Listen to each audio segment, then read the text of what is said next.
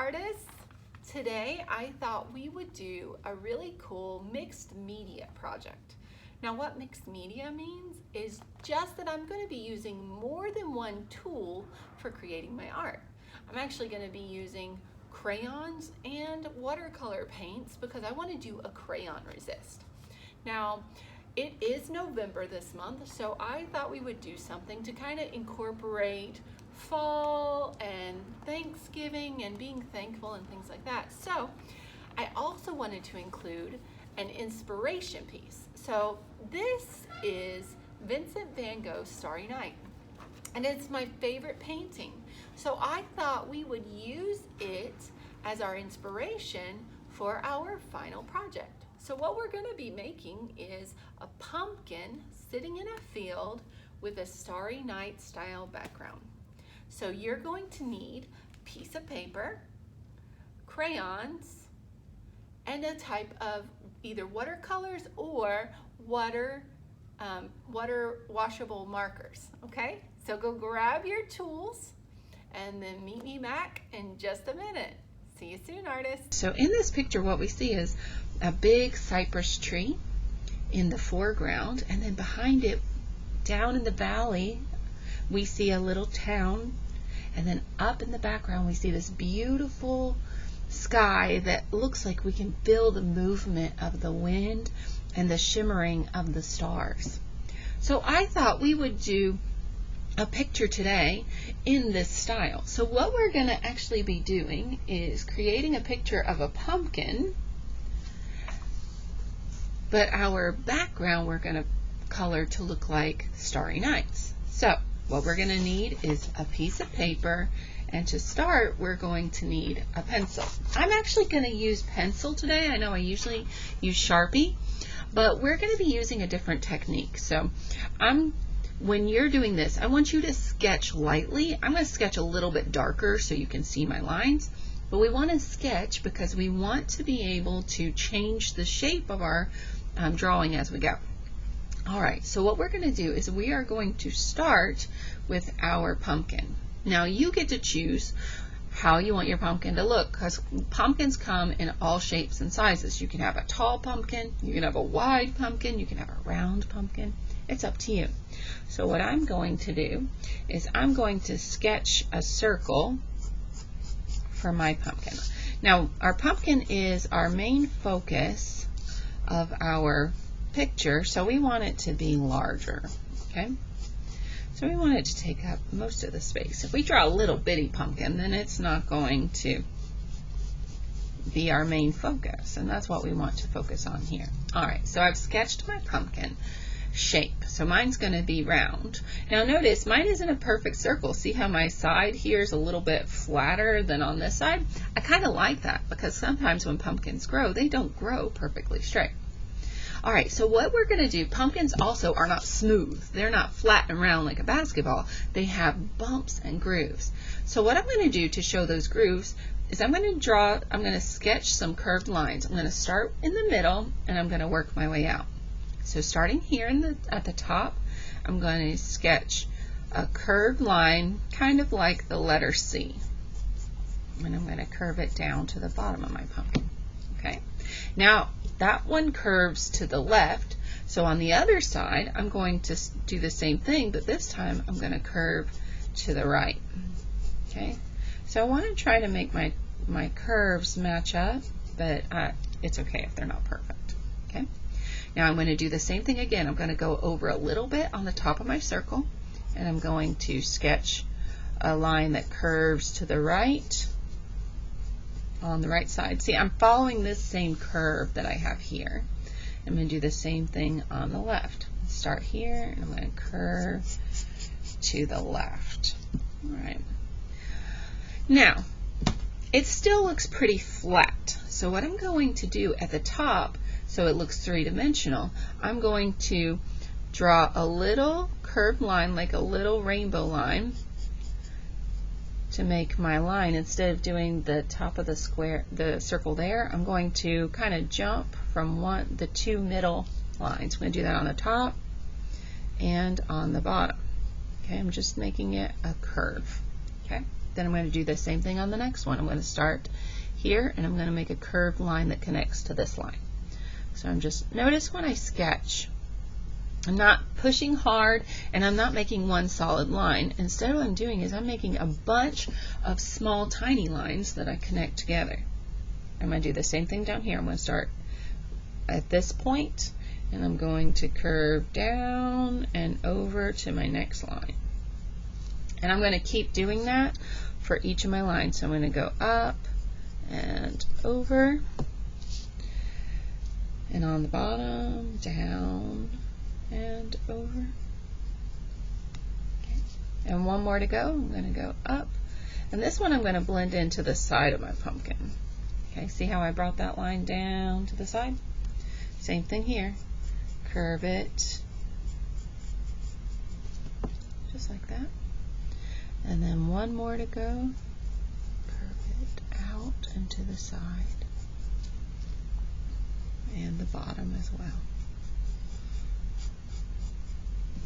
Awesome. Now I can take my eraser and that original circle that I drew, I'm going to take my eraser and I'm going to erase that line.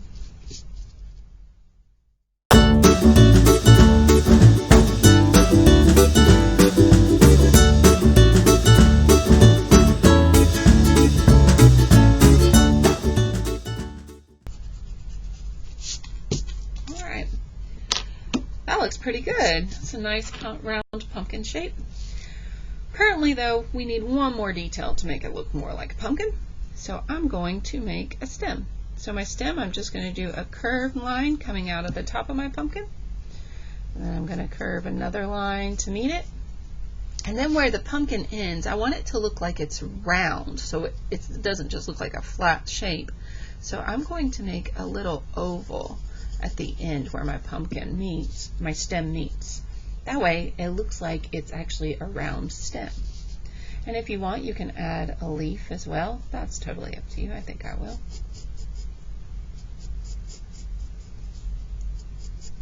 I can add some veins in there. Alright. We can even add a little curly Q vine. Oh, I really like that. Okay, so we have our pumpkin sketched. So now what I need to do is I'm going to sketch just an idea of how I want my background to look. So the first thing I'm going to do though, I don't want my pumpkin floating in space, so I'm going to draw a horizon line. I'm going to start on the left side, draw, excuse me, I'm going to draw a horizontal line that stops when I get to my pumpkin. Then I'm going to jump over my pumpkin and I'm going to try to make my line at the same point on the other side. So there's my horizon line. So everything below that is my ground and everything above it is my sky. Now here is where we get to have fun making our Starry Night. Okay, so see how we have these kind of spiral, wavy, curvy lines? I want to do the same kind of thing. So what I'm going to do here is I'm just going to make some spirals where I want to put in those lines. So what I'm going to do is I'm just going to sketch them. And I want them to be really light because I'm actually going to use crayon to color these. And then I'm going to paint on top of it with some watercolor paint. So I'm just making some spirals. So I'm going to continue my spiral here. I think I'm going to spiral one up. Okay. And then one more coming down. Oh, I like that. Okay. And I think I'll put my moon here. So I want to do a crescent moon. So I'm going to make a letter C. I'm going to sketch it. Okay. And then I'm going to connect the top of my C and the bottom of my C with a smaller letter C on the inside. So then I have a nice crescent moon. And then I'm just going to put little circles where I want to put my stars. Okay. Just going to do some little brown spots. And then I'll know when I'm coloring that I'm going to make those into stars. Alright, so I have a good basis for what I'm going to do for my outside. Alright, so the next thing I want to do is I'm going to get my materials together. for my swirls, my stars, and the outline of my pumpkin, I'm going to use crayons. And if you have watercolor paints, you can use those. We're going to use those to color the background a solid color because it'll be a lot easier. But if you don't have them, if you have some washable like Crayola markers, I'm going to use those and show you how you can use those and turn them into watercolor paint. So I'm going to go grab a white, a yellow, a green, and a brown crayon, and I will meet you back here in just a minute. Alright, so I have my crayons I'm going to be using. White, brown, green, and yellow. Okay, and what I'm going to do is I want to do a crayon resist. So basically what that means is these crayons are made with wax. So I'm going to be coloring with them really heavy so that when I paint with my watercolor paint that I'm going to make with my markers, it will repel the water and I'll be able to see it. Okay, and that's going to be really cool when I'm using my white and my yellow especially. So I'm going to start first by outlining my pumpkin with my brown. So I'm just going to go around and trace my lines basically that I made. So this is why I wanted to show you how to sketch. One, so we could erase our lines that we made, and two, so if I'd drawn with Sharpie like I usually do, it would show through. Alright, so I'm going to finish outlining my pumpkin and we'll keep going.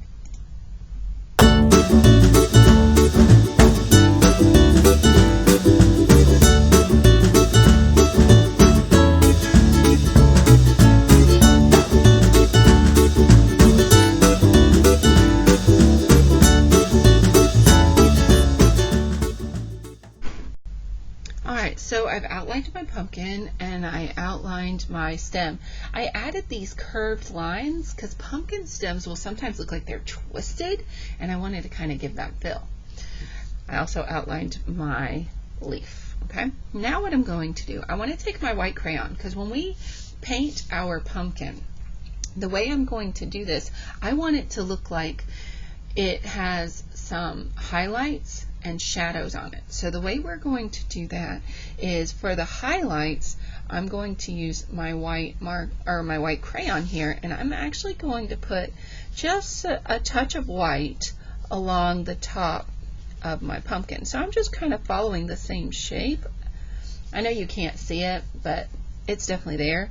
Now, anytime we're using our white crayon on white paper, for a crayon resist, we really want to press hard because we want to get a good layer of that wax. Okay, now I'm going to use my yellow and my white, and I'm going to make my wind and my stars. And the way I'm going to do that is I'm just going to follow those lines that I drew with my pencil, but I want them to be, I don't want it to be a solid line. I want to see, like Mr. Van Gogh had, you can see little individual lines making up the one big line. I'm going to do the same kind of thing. So it's almost like a dash or a dotted line. So I want it to be wider. This is just kind of a guide so I get my shape. So I'm just kind of putting lots of those little dashes. Okay, and I'm going to do that for all of my wind.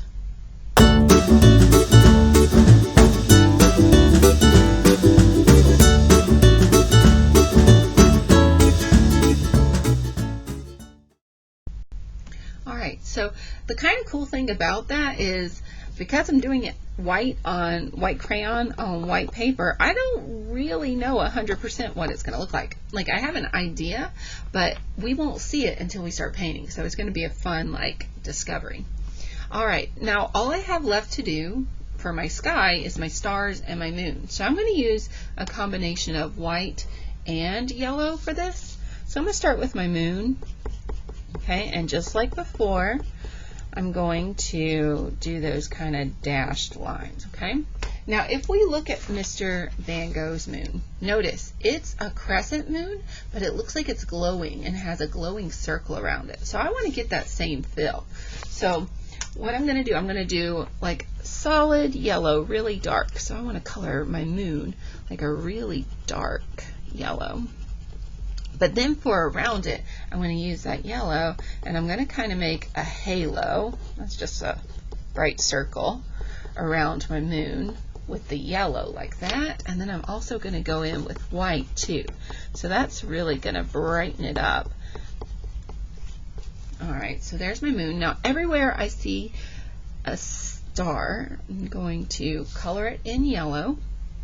And then I'm going to do the same kind of thing. I'm going to do a halo around my stars. So that means I'm going to kind of use my yellow to make a circle around it, and then I'm going to use my white too, just to add some more. Okay, so I'm going to do that with all of my stars, and I will be right back.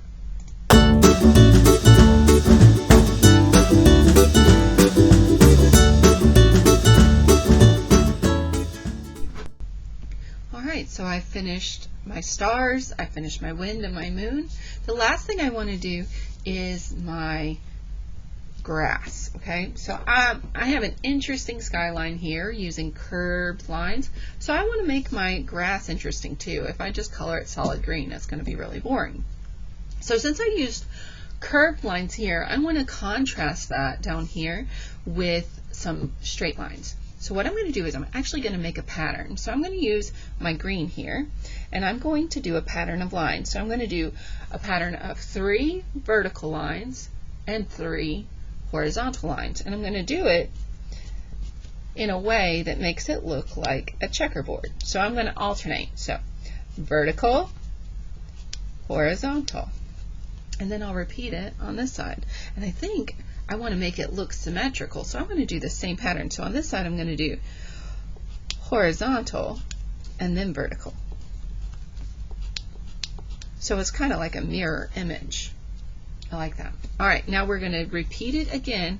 We're going to do it like it's in rows. So I did vertical here, so for a checkerboard I'm going to do the opposite. So underneath it I'm going to do horizontal, and then I'll repeat.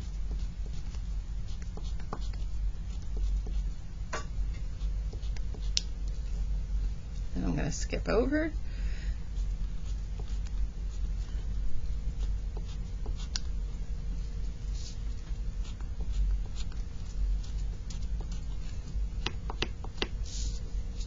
Alright, and then I have one more row to go.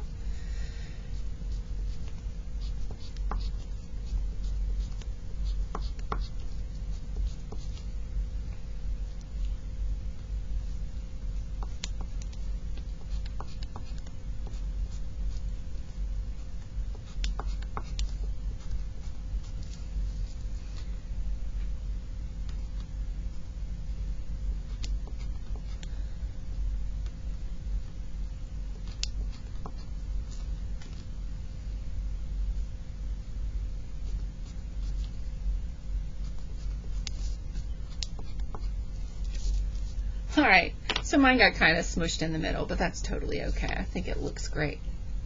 Alright, so we got our pumpkin completely drawn with our crayon resist. So now I'm going to grab my paints, and I'll meet you back in here a minute, and we will paint our picture.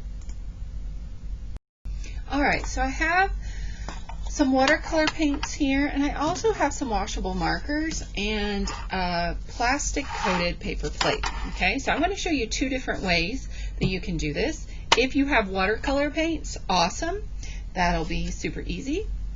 If you don't have watercolor paints though, and you have washable markers, if you get yourself a plate, now it needs to be a plate that isn't like flat paper. Like if it feels like paper you would write on, that won't work because it's going to absorb your marker. You need some kind of coated plate. It could be a plastic plate that you can wash and reuse. It can be a paper plate like this that's coated in plastic, or it can be a foam plate.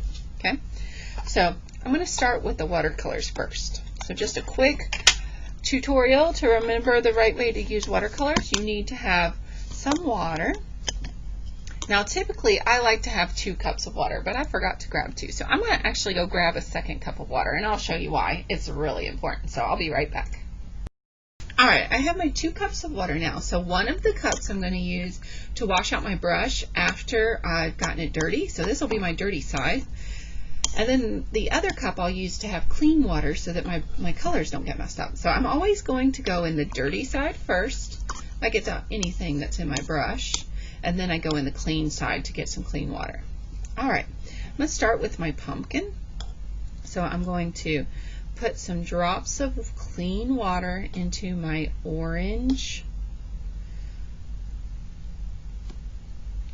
paint, and I'm also going to use some yellow and some brown. Now my brown's way down here at the bottom, so I'll put some dots. I'm going to put about 3 or 4 drops of water. Notice I'm not touching the paint when I do it. That's because I want to keep my brush nice and clean, because I need water to activate my paint. Okay, and now I'm going to do brown. We're going to make our pumpkin look realistic by adding some highlights. That means areas that look lighter, and some shading. That's where it looks darker to our pumpkin. Alright, I'm going to start by mixing up my paint. So just like when we use watercolor or tempera cakes, we always have to stir like we're making some Kool-Aid. We have to do that to activate our paint. And if I've done it enough, my paintbrush will actually turn the color I want it to be. Okay, so I'm going to paint my pumpkin like this. I'm going to do yellow at the top, just a little bit at the top, and then it's going to blend into orange in the middle, and then I'm going to do a little bit of brown on the bottom. Okay, so I'm going to just take my brush and I'm going to gently brush some paint. Oh, look, you can see the magic happening. See that water getting pushed away? That's my white crayon that I painted. Okay, so I'm just going to paint a little yellow. Now, if you don't have watercolor paints, you can still paint. You just need some marker. So what I'm going to do is I'm going to take my marker and I'm going to color on my paint paper here and get a nice dark circle of yellow.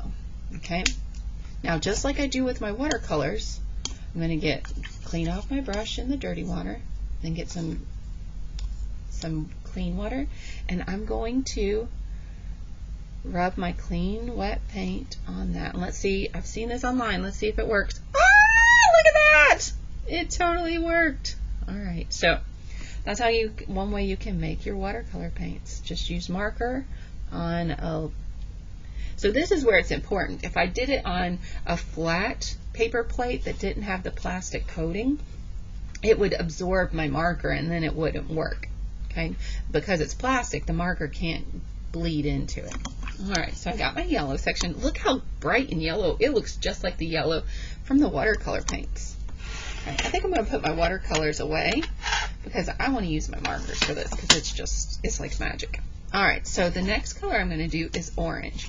So I'm going to get some orange marker going, and I see how you can see it's getting darker? What's happening is that ink from the marker is actually collecting on my paper plate there.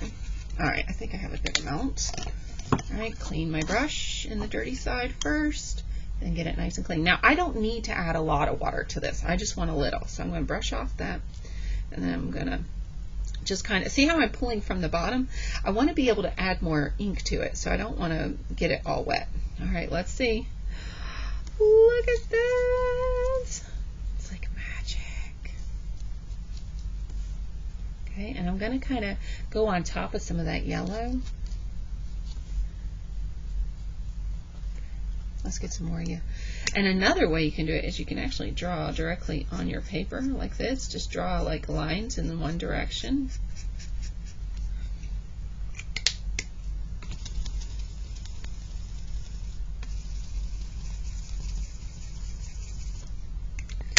And then I can just put clean water on top of my lines that I drew. That's another way you can do it. I don't like it as well as I like this trick of using the actual marker with the water. Alright, so, ooh, that's looking nice. Okay, so I'm going to finish painting this orange in just a minute, but before I do that, I want to show you how to do the brown for my dark parts. So let me find my brown marker. Okay, I think that's not the one I want. This is the one I want. Okay, so just like I did before, you can get my little puddle of brown going. Okay, clean my brush, get some wet. Oh yeah, look at that. That is so cool. So I'm just going to put just a little bit of brown down here at the bottom. Okay, so our light's shining here. We can kind of bring it up on one side like that. Oh, that looks so cool. All right, so I'm going to keep working painting my pumpkin orange. I think just to be faster, I'm going to switch back to my watercolors, and I'm going to paint the rest of my pumpkin orange, and I'll be right back in a second.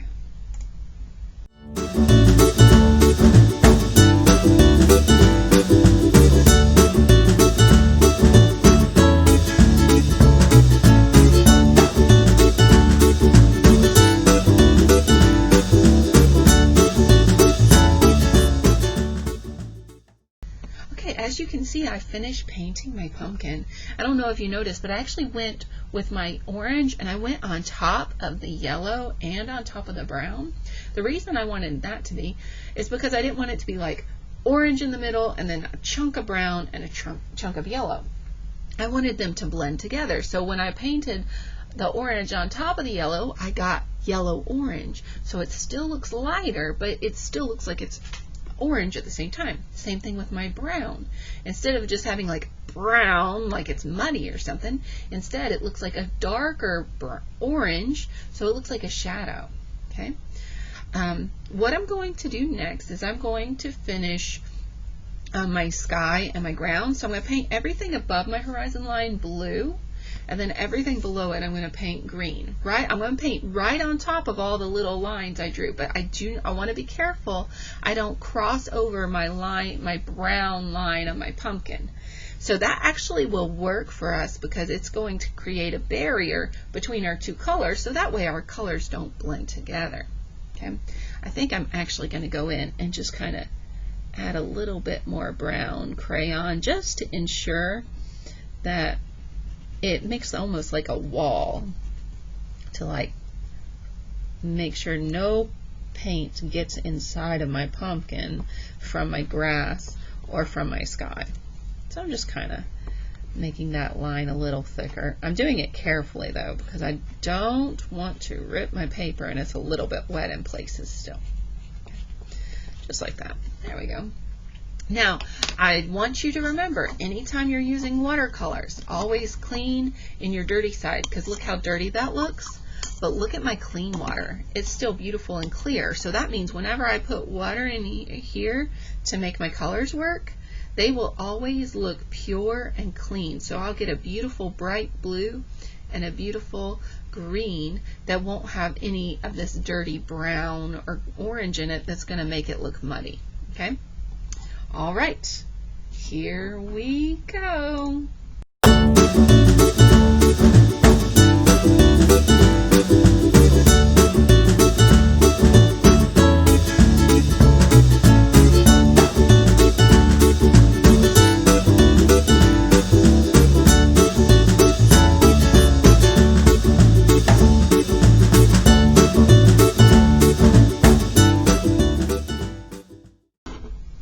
Alright, so I have finished painting my pumpkin, and I waited a little bit to let it dry, and I just love how it turned out. Look how magical our white swirly wind looks. It came out perfectly, and my stem looks like it's all twisted. Oh, it just looks so good. Now you can leave your project like this, but since this month is the month of November, and it's the month we celebrate Thanksgiving in, our guidance counselor, Miss Adams, does a special thing with her family every year, and they write on a pumpkin what they're thankful for, and every day they write something that they are thankful for. So I thought that would be a fun thing for us to do. So if you would like to turn this into a thankfulness pumpkin, what you'll do is use a black marker, and every day I encourage you to write something that you're thankful for. So right now I'm going to record a few things that I'm thankful for. I am thankful for my students. That's all of you awesome artists out there. I'm thankful for my family. I'm thankful for my home. I like to write in a different way each time. What else am I thankful for? You know what I'm thankful for? I am thankful for cookies. It's okay to be thankful for things like food and cookies. I'm also thankful for my pets. They help me to be happy on sad days. And I'm thankful that I am healthy.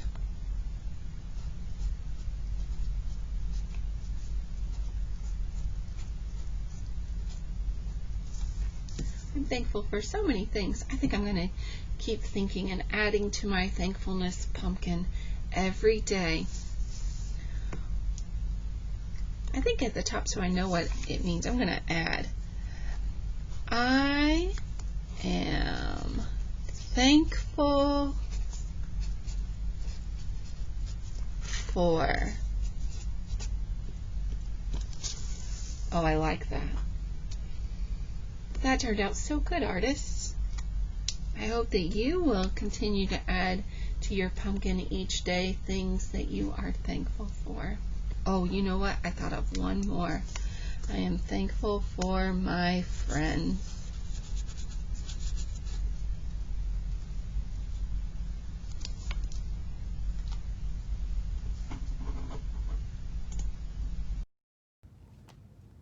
Great job, artists. I think that our thankfulness pumpkins turned out so good.